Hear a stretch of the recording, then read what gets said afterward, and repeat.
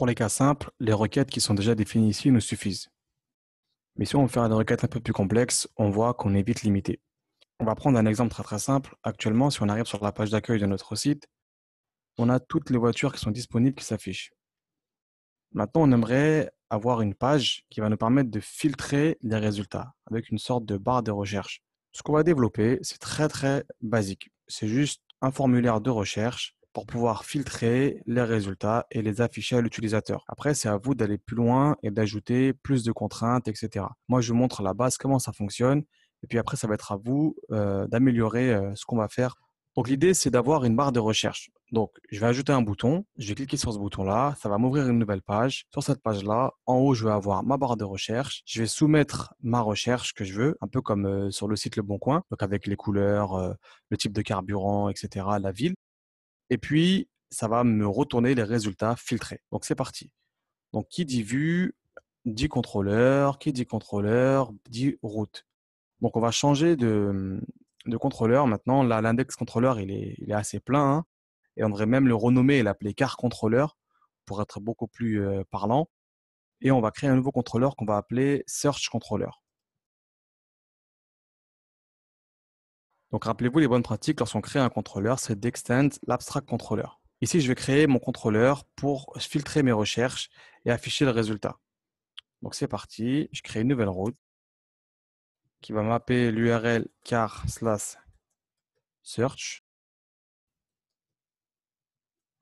Et je vais appeler cette route search car.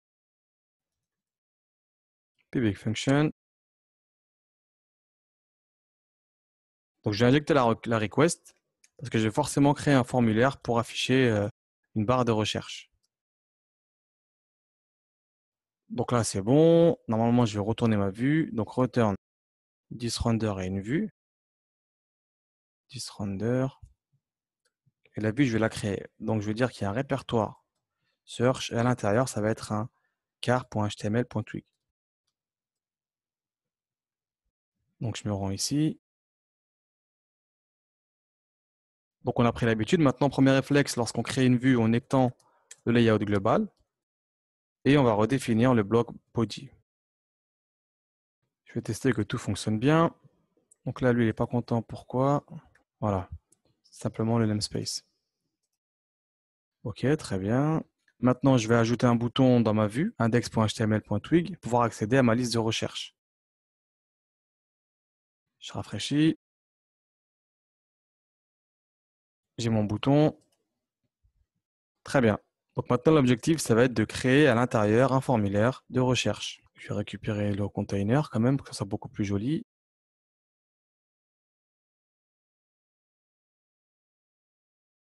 Donc on va créer maintenant le formulaire. Donc je vais créer ici un nouveau type. Donc je vais l'appeler search car type pour rester cohérent. Il faut essayer d'avoir des noms en fait qui sont très parlants, hein. Le bon code, c'est comme une bonne blague. Tu n'as pas besoin de l'expliquer. Donc tu n'as pas besoin de documenter le code, entre guillemets. Dès que je lis le nom des classes, le nom des fonctions, je comprends ce qui se passe. Voilà. Donc je vais éteindre ici extend abstract type et public function build form. Voilà, et c'est à l'intérieur que je vais aller créer mes différents champs. Donc je vais commencer par la base select color. Donc je vais mettre add le champ color et ça va être un choice type. Voilà. Ici, je vais mettre choices pour spécifier les différentes options de ma balise select. Ici, le choices, l'option choices, elle prend un tableau. Ici, ça va être le label en gros qu'on affiche à l'utilisateur et là, ça va être la valeur qui sera soumise. Donc dans mon cas à moi, si je reprends mon car provider, pour les couleurs, ça va être noir, noir. Donc en gros ici, je vais afficher noir et la valeur sera noire. Ainsi de suite pour toutes les couleurs. C'est un petit peu long. J'ai un moyen très classique et très rapide à faire, à utiliser en PHP, qui est la fonction arrayCombine. Dans mon provider, ici, j'ai déjà les différentes couleurs dont j'ai besoin. Donc, ce n'est pas la peine de les réécrire, elles sont déjà présentes ici. Donc, ce que je fais, je mets le car provider, j'appelle la constante color. Ça, c'est pour les clés. Et je fais la même chose pour les valeurs. Voilà, tout simplement. Donc déjà, là, il va me créer une balise select qui va contenir toutes mes couleurs. Je vais faire la même chose pour le carburant. Donc, Je vais copier-coller. Et là, cette fois-ci, carburant. Je vais déjà voir que ça fonctionne, que j'affiche déjà bien un formulaire. Avant d'aller trop loin et d'avoir des erreurs, il faut que je vérifie au fur et à mesure que mon code fonctionne. Sinon, je ne saurais pas où débugger. Donc là, je vais aller créer le formulaire. Donc, $10, je crée une variable search car form est égal à 10 create form et je passe la classe. Donc, create form builder, pardon, et je passe le formulaire que je viens de créer. Donc, search car type. Voilà. Hop. Je l'envoie à ma vue.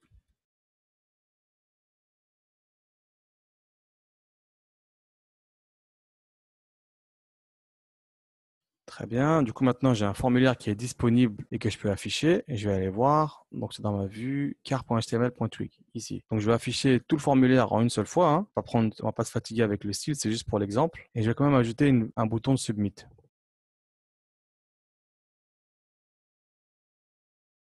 Très bien. Ici, je vais avoir besoin d'un peu de JavaScript. Parce que comme je suis avec Materialize, donc je vais redéfinir le bloc JavaScript. Hop, j'ai besoin d'un peu de JS, un bloc pour les body select. J'appelle la fonction parent.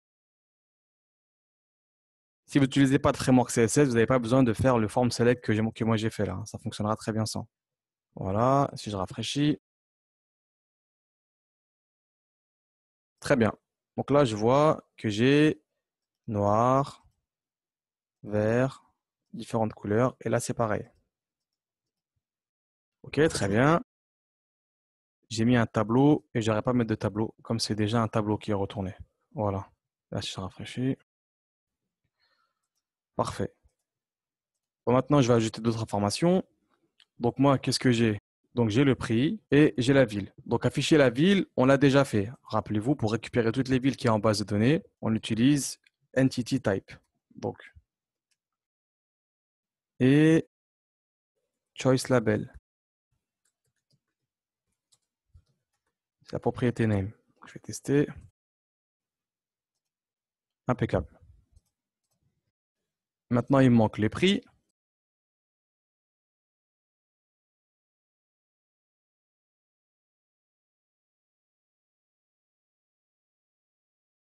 Et donc là, je ne vais pas m'embêter. Je vais créer un tableau de prix. Comme il va le réutiliser deux fois, une fois pour le prix minimum et une fois pour le prix maximum. Donc je vais créer ici une constante avec des prix, on va dire 1000 et 5000. Hop. Donc même chose. Choices.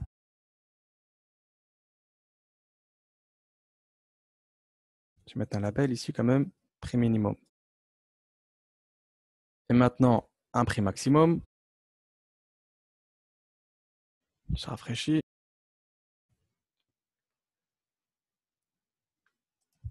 Voilà. Là, j'ai mon formulaire qui fonctionne avec mon bouton pour rechercher. Maintenant, mon objectif, ça va être, lorsque le formulaire ici est soumis, j'arrive dans mon contrôleur. Là, je vais appeler ma méthode de mon car repository. Ici, je vais créer une méthode qui va aller me récupérer mes cars selon tous les critères que j'ai mis. Donc, c'est parti. Je vais déjà récupérer le formulaire du côté du contrôleur.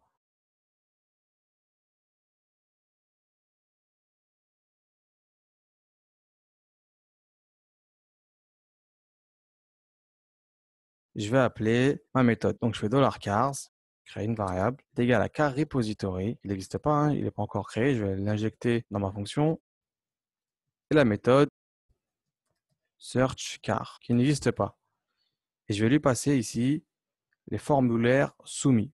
Donc, je fais $search form, get data. Bon, c'est peut-être pas propre comme ça. Ce que je vais faire ici, je vais mettre ici $critère, criteria, voilà. Hop. On va le faire en deux temps, hein. C'est plus lisible comme ça. Voilà. Si vous voulez, je vais dumper déjà pour qu'on voit ce qui se passe. J'injecte le car repository quand même. Car repository. Parfait. Donc maintenant, je vais aller tester. Donc, admettons que je veux une voiture blanche, essence, minimum 4000, maximum 5000. Et si je soumets, je vais avoir un tableau qui va être affiché avec tout ce que j'ai récupéré comme information. Parfait. Donc maintenant, je vais voir créer ma méthode dans mon repository. pour aller filtrer tous ces résultats. Donc c'est parti.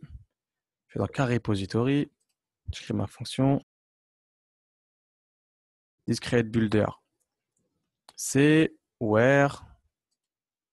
Donc là, ça va être ici Criteria. Ok, parfait. Donc la première chose premier filtre que je vais mettre là, donc c'est sur la ville. Je vais aller récupérer où est-ce que la ville a été passée en paramètres. Si je regarde bien mon objet dump ici, je vois que j'ai un objet city. Donc j'ai un tableau. Le tableau crochet city, il contient mon objet city avec la variable name. Donc ce que je vais faire, c'est que je vais faire criteria crochet city. Donc ça va mentionner mon objet et get name.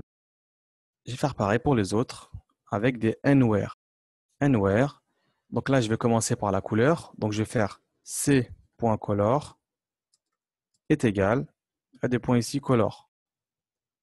Ensuite, j'appelle une fois la méthode setParameter pour lui passer le paramètre. Donc, la valeur que je vais récupérer, je vais lui passer setParameter. C'est là que les color. Et je vais mettre criteria crochet color. Donc le setParameter, il correspond à ça. Ok. Si vous mettez ici Toto, mettez bien ici Toto. Ça, on ne peut pas changer. Ça veut dire la colonne color dans la table car, voilà, qui est définie ici. Donc, si je mets ici car, là, je mettrai car. Là, j'ai mis C, je mets C, je mets ici C. C'est un alias, en fait. Hein. Ok, je vais continuer en ajoutant un nouveau critère qui est le carburant. Ok, parfait. Donc, du coup, je vais me baser déjà que sur ces critères-là, que sur la couleur, la ville et le carburant. Ensuite, je retourne au résultat. Donc, le résultat maintenant, il est ici, hein, là-dedans. Donc, avant de le mettre dans la vue, je vais le dumper pour être sûr que tout se passe bien. Je rafraîchis. Donc, je vais choisir que des voitures qui sont à Paris, dont la couleur est blanc et essence. Donc là, on a une petite erreur. Une méthode search card. Donc, il dit qu'il ne connaît pas ma méthode search card. Ah oui, normal, c'est pas le même nom. Voilà, là, ça devrait aller mieux. Je vais recommencer.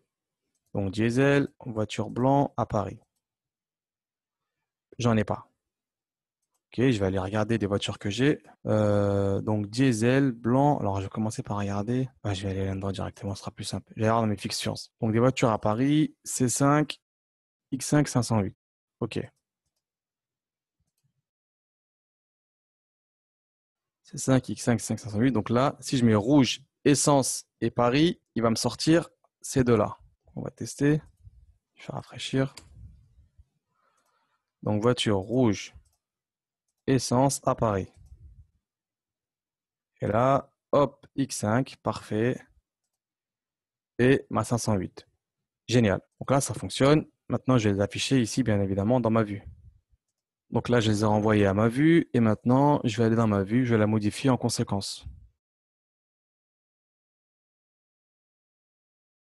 Donc, je vais aller boucler sur toutes mes voitures et je vais afficher le détail pour chaque voiture. Hein. Donc là, normalement, ça devrait m'afficher le détail. Mais avant, je vais bien tester un truc. Je vais dire si j'ai pas de voiture et je vais mettre aucune recherche, aucun résultat pour votre recherche. Voilà. Donc, voilà. Et je vais mettre un N if ici. Et sinon, je mets un else. Aucun résultat pour votre recherche.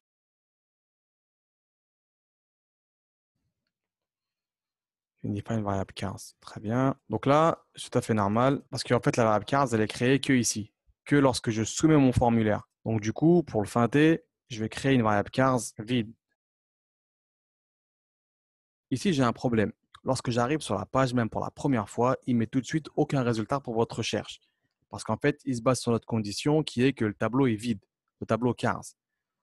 Ce qu'on va faire, c'est qu'on va checker qu'on a bien soumis un formulaire, donc on est bien en méthode post. Et si on est en méthode post et qu'on n'a aucun résultat, dans ce cas-là, on va afficher ces messages-là. Donc c'est parti. Donc ça va nous donner la méthode.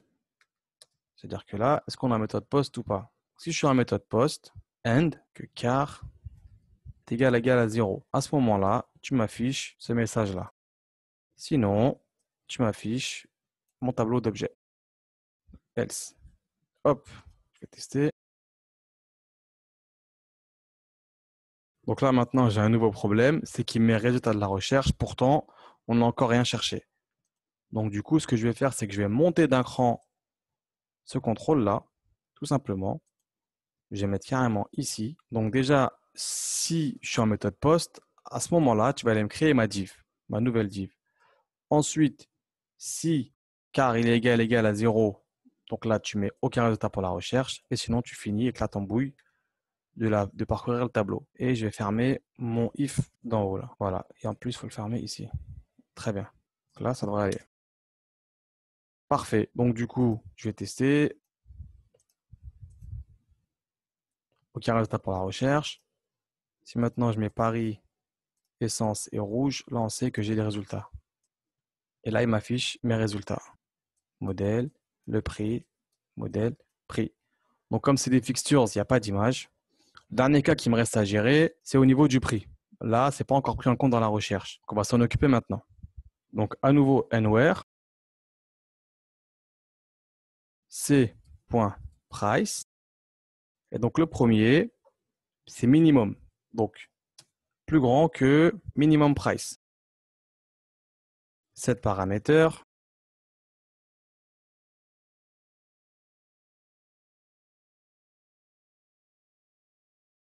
Parfait. Et maintenant, le maximum price.